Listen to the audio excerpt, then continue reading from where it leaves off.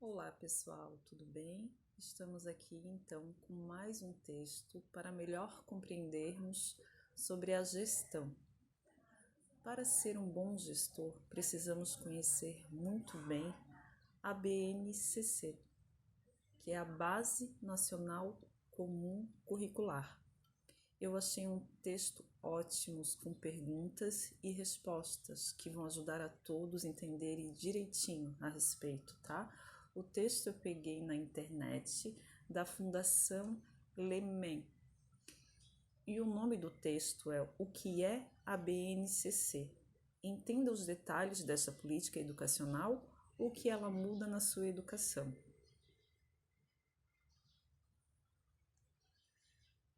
A Base Nacional Comum Curricular define os direitos de aprendizagem de todos os alunos do Brasil, mas ainda há muitas dúvidas sobre a importância desta política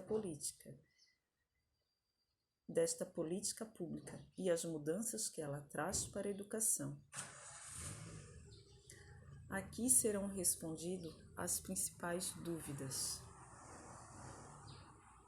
Então, aqui ele coloca uma pergunta que é muito comum, as pessoas ainda não saberem o que é certinho, né? Ele coloca essa pergunta assim, ó: não consigo entender exatamente o que é BNCC. Alguém me explica, por favor? Vamos lá. Fique tranquilo, muitas pessoas têm dúvidas e nós vamos explicar de um jeito simples. A BNCC determina os conhecimentos e as habilidades essenciais que todos os alunos e alunas têm o direito de aprender.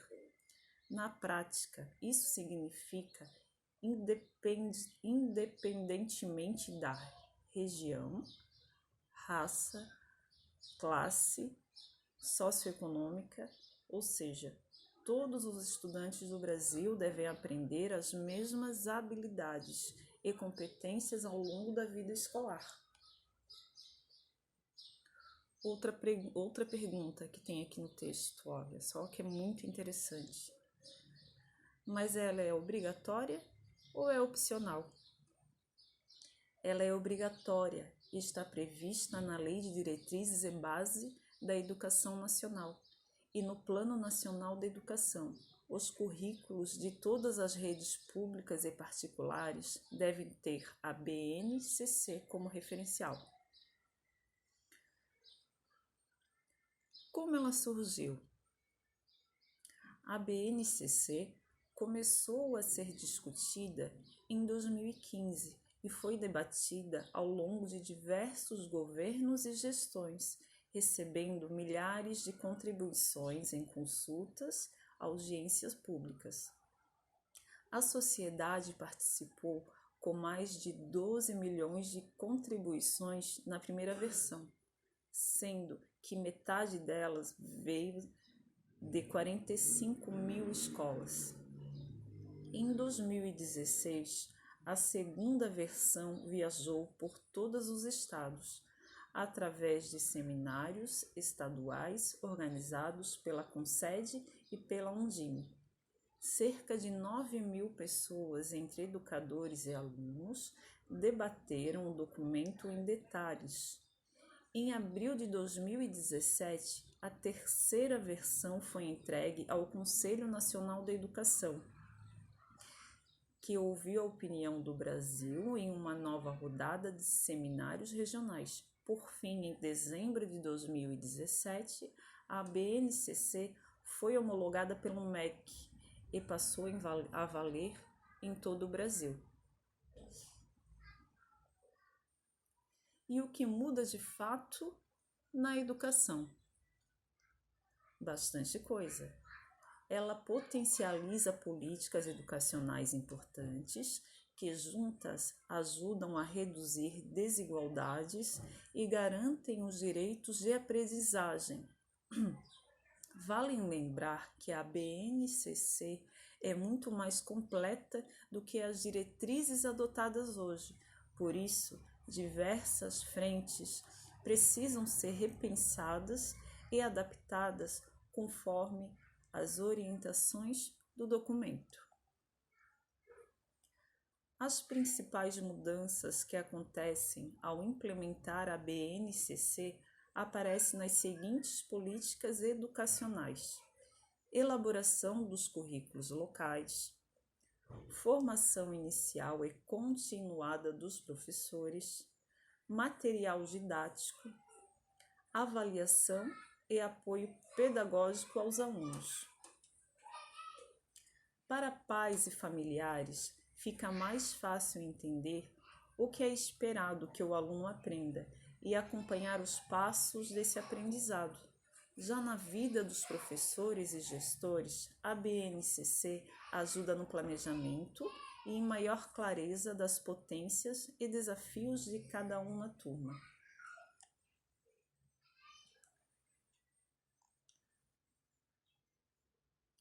Como a minha escola e Secretaria de Educação vão adotar a BNCC? As redes municipais, estaduais e privadas devem revisar seus currículos e usar a BNCC como um núcleo comum para essa reelaboração. Isso não tira a autonomia dos estados municipais e escolas que poderão garantir suas diversidades durante a construção. A participação dos educadores é essencial para complementar o currículo com suas propostas pedagógicas e particulares regionais. Sou professor e estou começando a acompanhar a BNCC agora. Essa é uma pergunta que mandaram, tá? Como posso aprender mais sobre o assunto? O primeiro passo é ler o documento na íntegra. Converse com o coordenador pedagógico ou diretor para que todos os professores também façam a leitura e vocês discutam o tema durante as reuniões coletivas.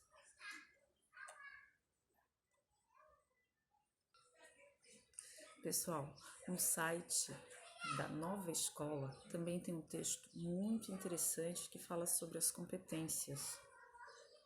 O título do texto é assim, quais competências devem ser desenvolvidas pelos diretores? Para a aprendizagem e desenvolvimento dos estudantes, temos as orientações da Base Nacional Comum Curricular, que é a BNCC, o qual nós estávamos vendo agora, com perguntas e dúvidas. Para os professores, a Base Nacional Comum de Formação Docente, tanto inicial como continuada, no entanto, não temos ainda diretrizes que olhem para o desenvolvimento dos diretores escolares.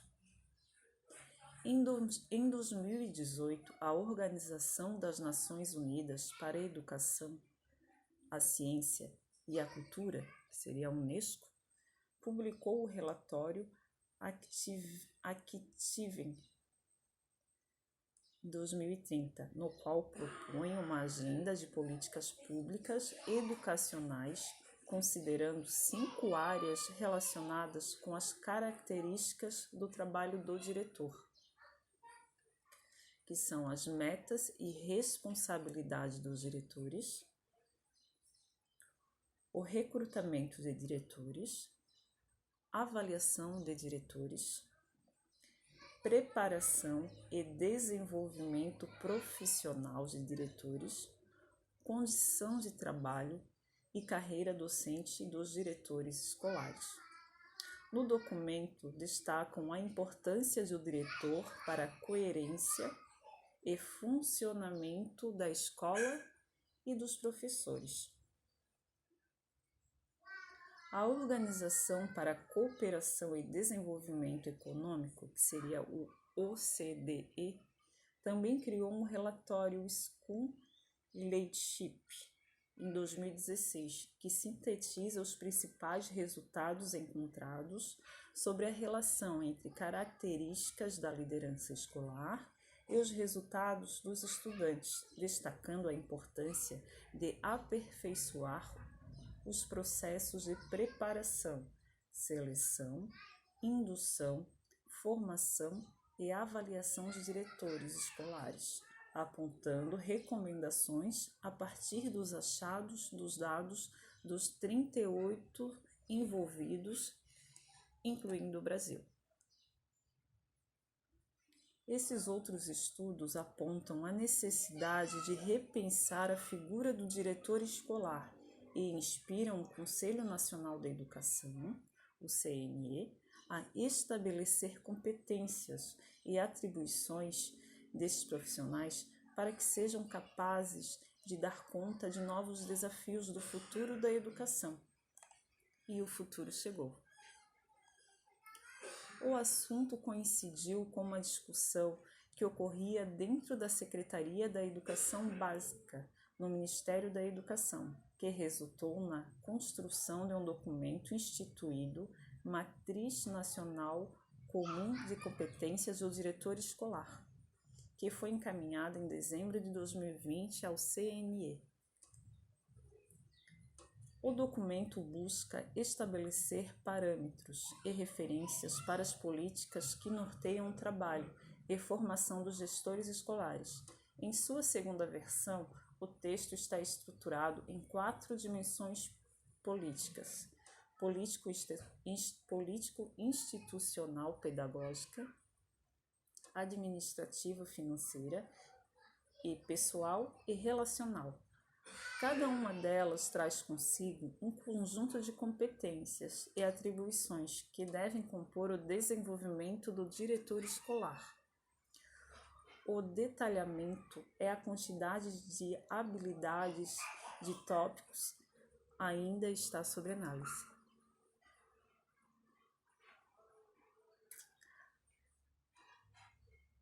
As competências gerais dos gestores, semelhantes aos textos da BNCC e da BNC de formação docente, a matriz também estabelece 10 competências gerais.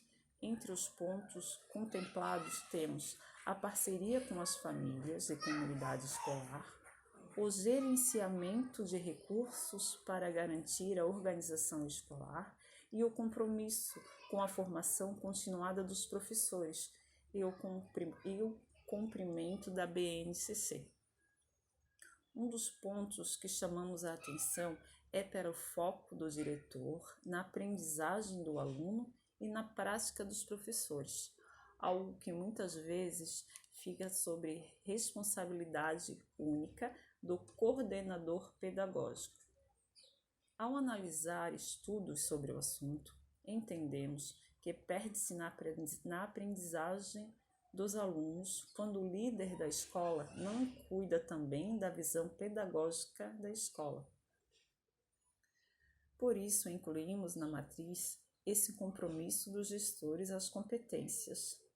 Coordenar o programa pedagógico da escola, aplicando os conhecimentos e práticas que impulsione práticas exitosas, pautando-se em dados concretos, incentivando o clima escolar propício para a aprendizagem, realizando monitoramento e avaliação constante do desempenho dos estudantes e engajando a equipe para um compromisso com o projeto pedagógico da escola. Também fica destacado o papel do diretor no olhar para a escola do futuro, para o uso de tecnologias a favor da aprendizagem e a necessidade de buscar soluções para se adaptar para cenários desafiados, tal como o que vimos atualmente. Ele pode estar relacionado a competências, ter proatividade para buscar diferentes soluções, para aprimorar o funcionamento da escola, como espírito inovador, criativo e orientando para a resolução de problemas, compreendendo sua responsabilidade perante os resultados esperados e sendo capaz de criar o mesmo senso de responsabilidade na equipe escolar.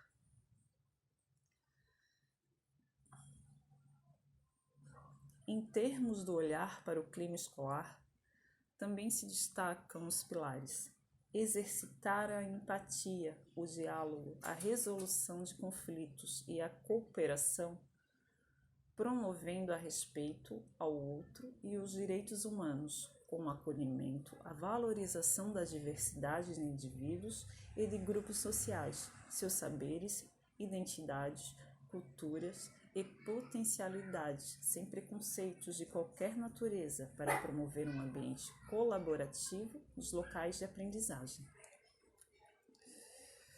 Então, ficamos aqui, ok, pessoal? Até o próximo vídeo, onde vamos ver mais sobre essas diretrizes.